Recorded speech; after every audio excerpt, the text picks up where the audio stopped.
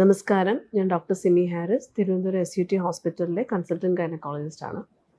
ഞാൻ ഇന്നിവിടെ പറയുന്നത് കോസ്മെറ്റിക് ഗൈനക്കോളജിയെക്കുറിച്ചാണ്. എന്താണ് കോസ്മെറ്റിക് ഗൈനക്കോളജി? അത് വളരെ നൂതനമായ ഒരു ആശയമാണ്.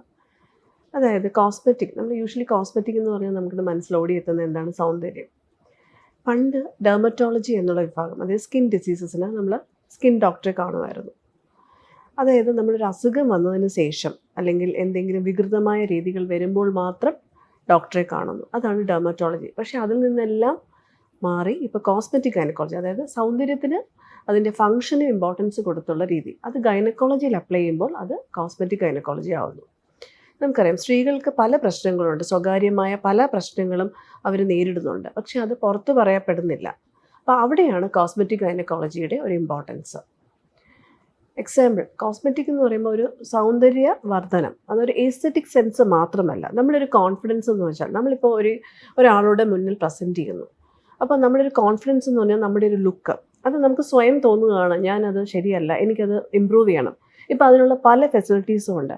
പക്ഷേ നമ്മുടെ ഒരു ഇൻറ്റേർണൽ പ്രോബ്ലം അല്ലെങ്കിൽ ഒരു നമ്മുടെ ഒരു പ്രൈവറ്റ് പാർട്ടാണ് അങ്ങനെ ഒരു പ്രോബ്ലം ഉണ്ടെങ്കിൽ നമ്മളത് തീർച്ചയായിട്ടും പറയാൻ മടിക്കും, പ്രത്യേകിച്ച് വേറൊരു സ്പെഷ്യാലിറ്റിയിൽ. പക്ഷേ ഗൈനക്കോളജിയിൽ ഡോക്ടർമാരുടെ സഹായത്തോടു കൂടി ഈ ഒരു പേഴ്സണൽ കോസ്മെറ്റിക് അപ്പിയറൻസ് ഇമ്പ്രൂവ് ചെയ്യുകയും അതുവഴി തന്നെ അവരുടെ ഫങ്ഷൻ, റീപ്രൊഡക്റ്റീവ് ഫങ്ഷൻ മാത്രമല്ല ഒരു സ്ത്രീയുടെ ലക്ഷ്യം.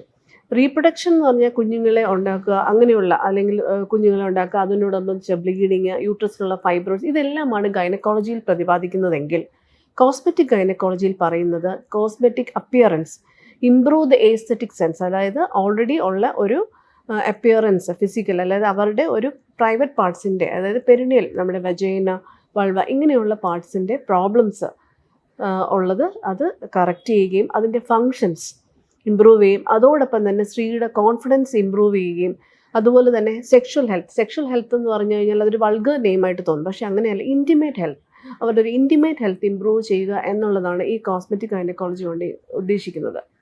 ഇതിൻ്റെ ഒരു പ്രത്യേകത എന്ന് വെച്ചാൽ ഇതൊരു OP പ്രൊസീജിയേഴ്സാണ്. എല്ലാവർക്കും സർജറി പേടിയാണ്. അപ്പോൾ സർജറിയുടെ സഹായമില്ലാതെ തന്നെ OP പ്രൊസീജിയറായിട്ട് വേദനരഹിതമായിട്ടും ലേസറിൻ്റെ സഹായത്തോടെയും അല്ലെങ്കിൽ ചെറിയ ചെറിയ ഇഞ്ചക്ഷൻസിൻ്റെയോടെ മാത്രം ഇത് ചെയ്യപ്പെടുന്നതാണ്. അതാണ് ഇതിൻ്റെ ഏറ്റവും വലിയ ഇമ്പോർട്ടൻസ്. ഇത് ആർക്കൊക്കെയാണ് ആവശ്യം വരുന്നത്? അത് ഒരു സ്ത്രീ, അതായത് ഒരു കൗമാര പ്രായം തൊട്ട് തന്നെയാണ് ഇതിൻ്റെ യൂസസ് തുടങ്ങുന്നത്. പല കുട്ടികളും എസ്പെഷ്യലി PCOD അല്ലെങ്കിൽ ഒരു യൗവനത്തിലേക്ക് കടക്കുന്ന ഒരു പെൺകുട്ടിക്ക് പലതരത്തിലുള്ള ആശങ്കകൾ കാണും. ചിലരുടെ ഇത് ഈ പറഞ്ഞ കണക്ക് കുറച്ച് എല്ലാവരുടെയും ഡിഫറെൻ്റ് ആണ്. ഇപ്പോൾ ഓരോ അവയവങ്ങൾ നോക്കിക്കഴിഞ്ഞാൽ ഡിഫറെൻറ്റ്. അതുപോലെ തന്നെയാണ് പെൺകുട്ടികളുടെയും. അപ്പോൾ അവർക്ക് അത് എന്തെങ്കിലും ഒരു തരത്തിലുള്ള ഇതുണ്ടെങ്കിൽ ഡോക്ടറെ സമീപിക്കുക. ഇപ്പം ഹൈപ്പർ പിഗ്മെൻറ്റേഷൻ വളരെയധികം നമുക്കറിയാം, PCOD ഉള്ള കുട്ടികൾക്ക് ഹോർമോൺസിൻ്റെ ഇതുകൊണ്ട് ഹെയർ ഗ്രോത്ത് കൂടുതലായിരിക്കും. അതുപോലെ തന്നെ ഡാർക്ക് പിഗ്മെൻറ്റേഷൻ കാണും.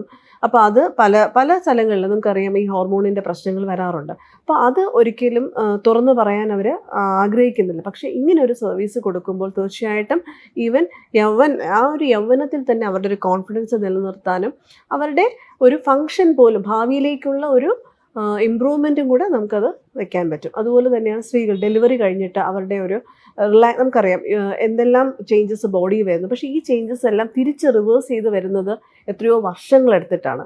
അതുകൊണ്ട് തന്നെ അവരുടെ പല കാര്യങ്ങളും അത് മാറ്റിവെക്കപ്പെടുകയും അവരുടെ ഒരു സെൽഫ് കോൺഫിഡൻസ് പോവുകയും ചെയ്യുന്നു. അവിടെയും ഈ കോസ്മെറ്റിക് ഗൈനക്കോളജിക്ക് വളരെയധികം ഇമ്പോർട്ടൻസ് ഉണ്ട്. വജൈനൽ റീജുവനേഷൻ, വജൈനൽ റിപ്പയർ, ഇങ്ങനെയുള്ള പല കാര്യങ്ങളും കോസ്മെറ്റിക് ഗൈനക്കോളജി ലേസറിൻ്റെ സഹായത്തോടു കൂടി ചെയ്യുന്നു. അതുപോലെ തന്നെയാണ് യൂറിനറി, ഒരു മെനോപോസൽ ആകുമ്പോഴത്തേക്കും യൂറിനറി ഇൻകോണ്ടിനൻസ്, യൂറിൻ അറിയാതെ പോകുന്നു, അല്ലെങ്കിൽ വജൈനൽ ഡ്രൈനെസ്, അതുപോലെ ബന്ധപ്പെടാനുള്ള ഉത്തരവ് കുറയുന്നു. അപ്പോൾ ഇങ്ങനെയുള്ള കാര്യങ്ങളെല്ലാം തന്നെ വെജൈനൽ റിജുവനേഷൻ വഴിയും വെജൈനൽ റിപ്പയർ വഴിയും നമുക്ക് അതിൻ്റെ അപ്പിയറൻസും ഇമ്പ്രൂവ് ചെയ്യാൻ പറ്റും, അതിൻ്റെ ഫങ്ഷനും ഇമ്പ്രൂവ് ചെയ്യാൻ പറ്റും. അതോടൊപ്പം ഈ യൂറിൻ അറിയാതെ പോകുന്ന അങ്ങനെയുള്ള സിംറ്റംസ്, ഇങ്ങനെയുള്ള പല കാര്യങ്ങൾക്കും ഇതിനൊരു പരിഹാരമാകാൻ പറ്റും. അങ്ങനെ സ്ത്രീയുടെ ബാഹ്യം മാത്രമല്ല, വളരെ അവരുടെ ഫങ്ഷൻസ് ഇമ്പ്രൂവ് ചെയ്യുകയും അവരുടെ ഒരു നല്ലൊരു ഹെൽത്തി രീതിയിൽ, പ്രത്യേകിച്ച് ഒരു ഗൈനക്കോളജിസ്റ്റാണ് ഏറ്റവും നന്നായിട്ട് അവരുടെ ഒരു ഹെൽത്ത് അറിയാൻ പറ്റുന്നതും അതിൻ്റെ ശരിക്കുമുള്ള കാര്യങ്ങൾ പറഞ്ഞു കൊടുത്ത്, ഒരുപക്ഷെ ഒരു കാര്യവുമില്ലായിരിക്കാം, പക്ഷെ അതുപോലും പറഞ്ഞു കൊടുക്കണമെങ്കിൽ തീർച്ചയായിട്ടും ഒരു മെഡിക്കൽ ഹെൽപ്പ് ആവശ്യമുണ്ട്. അതോടൊപ്പം കോസ്മെറ്റിക് രീതികളും കൂടെ ചേർത്ത് അവരുടെ ഒരു അപ്പിയറൻസ് ആൻഡ് ഹെൽത്ത്, ഇത് രണ്ടും ഇമ്പ്രൂവ് ചെയ്യുന്നതാണ് കോസ്മെറ്റിക് ഗൈനക്കോളജി.